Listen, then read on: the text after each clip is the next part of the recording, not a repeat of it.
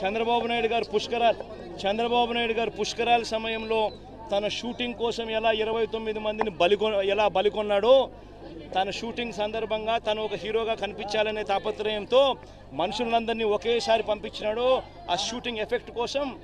దానివల్ల తొక్కిసలాట 29 మంది ఆ రోజు ఎలా గోదావరి పుష్కరాల్లో చనిపోయినారో, ఇప్పుడు కూడా సేమ్ ఇదే మాదిరిగానే చంద్రబాబు నాయుడు తప్పిదం వల్ల ఒక మ్యాన్మేడ్ ఫ్లడ్ క్రియేట్ అయ్యి మ్యాన్మేడ్ ఫ్లడ్ వల్ల ఈరోజు 32 మంది చనిపోయినారు.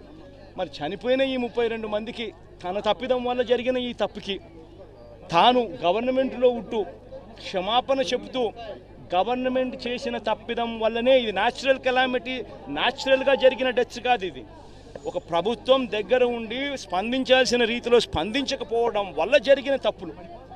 ప్రతి కుటుంబానికి నైతిక బాధ్యత వహిస్తూ ప్రభుత్వం చేసిన తప్పిదం వల్ల చనిపోయిన పరిస్థితులు కాబట్టి ప్రతి కుటుంబానికి కనీసం అంటే 25 లక్షల రూపాయలు ఎక్స్గ్రేషియా ఖచ్చితంగా ఇచ్చి క్షమాపణ చెబుతూ కూడా వాళ్ళందరికీ కూడా లెటర్ రాయాల్సిన అవసరం కూడా ఎంతైనా ఉంది.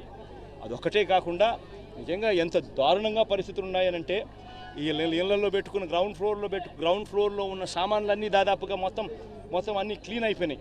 అసలు గ్రౌండ్ ఫ్లోర్లో ఉన్న టీవీలు కానీ, గ్రౌండ్ ఫ్లోర్లో ఉన్న ఫ్రిడ్జ్లు కానీ, గ్రౌండ్ ఫ్లోర్లో ఉన్న ప్రతి ఇంట్లో కూడా గ్రౌండ్ ఫ్లోర్లో దాదాపుగా 3 లక్షల ఈరోజు వాళ్ళు ఇచ్చిన రిపోర్ట్లోనే 6 లక్షల మంది ఎఫెక్టెడ్ ఫ్యామిలీస్ అని చెప్పి రాసినారు. 6 లక్షల మంది ఎఫెక్టివ్ పీపుల్ అని చెప్పి 6 లక్షల మంది ఎఫెక్టెడ్ పీపుల్ అని చెప్పి వాళ్ళంతకు వాళ్ళే రిపోర్ట్లో రాశారు.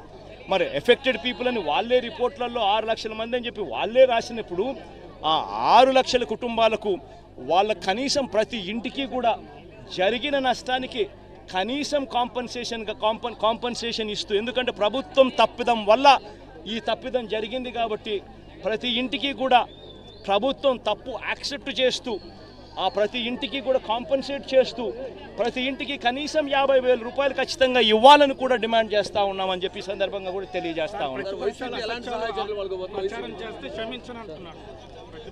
అసలు అసత్యం అనేది ఎక్కడుంది దీంట్లో? నీ పేరేం పేరు? నవీన్, నువ్వే చెప్పు. నవీన్, అసత్యం అనేది ఎక్కడుంది చెప్పు. నేను చెప్పిన ప్రతి మాట కూడా ఎక్కడ అసత్యం కనిపిస్తూ ఉందో మీరే దయచేసి చెప్పమని అడుగుతా ఉన్నా.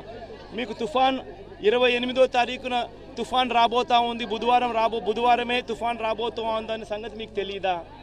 చంద్రబాబు నాయుడుకి తెలియదా? మనకే తెలిసినప్పుడు అది గజెట్లోనే ఐఎండీ వాళ్ళు ఇచ్చిన రిపోర్టే కదా బుధవారమే అని చెప్పి. మరి బుధవారం ఆ ఇన్ఫర్మేషన్ నీకు వచ్చినప్పుడు డ్యాములు ఎంత ఉన్నాయో చూసుకోవాల్సిన బాధ్యత నీదే కదా. పైనుంచి కూడా ఇతర రాష్ట్రాల నుంచి నీళ్ళు వస్తున్నాయనే సంగతి నీకు తెలిసిందే కదా. అన్ని డ్యాములు నిండున్నాయన్న సంగతి నీకు తెలిసిందే కదా. ఫ్లడ్ కుషన్ ఏర్పాటు చేసుకోవాలన్న సంగతి నీకు తెలిసిందే కదా.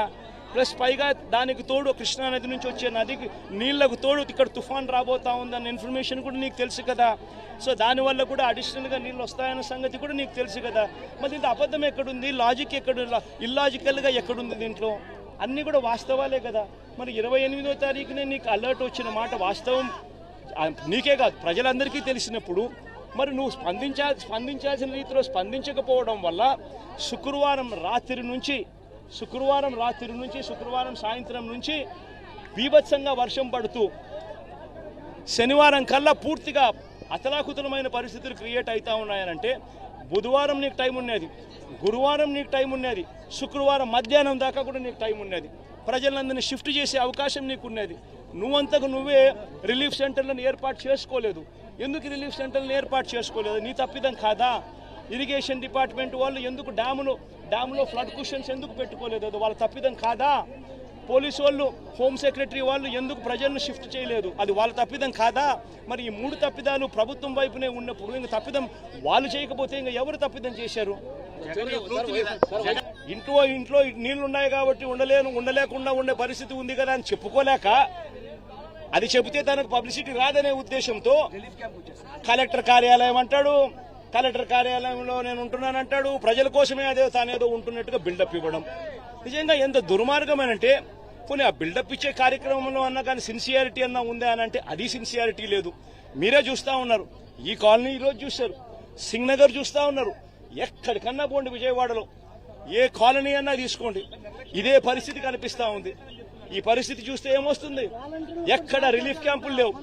బుధవారం నాడే ఇరిగేషన్ సెక్రటరీ డ్యాముల్లో ఉన్న ఫ్లడ్ కుషన్ ఏర్పాటు చేస్తూ కాస్తో కూస్తూ ప్రతి డ్యాంలోనూ కొన్ని నీళ్లను కిందికి వదిలేసి ఫ్లడ్ కుషన్ ఇరిగేషన్ సెక్రటరీ ఏర్పరిచిందంటే బుధవారం రోజు రెవెన్యూ సెక్రటరీ పరిస్థితిని గమనించి ఎక్స్ట్రీమ్ రెయిన్ఫాల్ రాబోతోందనే పరిస్థితిని గమనించి రెవెన్యూ సెక్రటరీ రిలీఫ్ క్యాంపులన్నీ కూడా ప్రణాళికాబద్ధంగా ఏర్పాటు చేసి ఉండింటే ఆ రిలీఫ్ క్యాంపులలో వసతులన్నీ కూడా ఈ జనాభాకు తగ్గట్టుగా రిలీఫ్ క్యాంపులు ఏర్పాటు చేయడం, జనాభాకు తగ్గట్టుగా ఆ రిలీఫ్ క్యాంపులలో వసతులు ఏర్పాటు చేయడం రెవెన్యూ సెక్రటరీ గాని చేసి ఉండింటే హోమ్ సెక్రటరీ వెంటనే తాను కూడా లోతట్టు ప్రాంతాల్లో ఉన్న ఈ ప్రజలందరినీ కూడా రిలీఫ్ క్యాంపులకు షిఫ్ట్ చేసే కార్యక్రమం హోమ్ సెక్రటరీ కూడా చేసి ఉండింటే 3 డిపార్ట్మెంట్లు అనుసంధానంగా పనిచేసి ఉండింటే ఈ విపత్తు ఉండేది కాదు.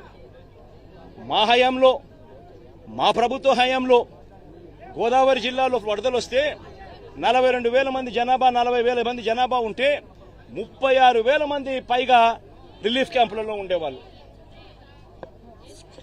ముందుగానే వాలంటీర్లు అప్రమత్తమయ్యేవాళ్ళు, ముందుగానే సచివాలయ సిబ్బంది అప్రమత్తమయ్యేవాళ్ళు, ముందుగానే కలెక్టర్లు అప్రమత్తమయ్యేవాళ్ళు, ముందుగానే వాళ్ళందరికీ ఇన్ఫార్మ్ చేసేవాళ్ళు.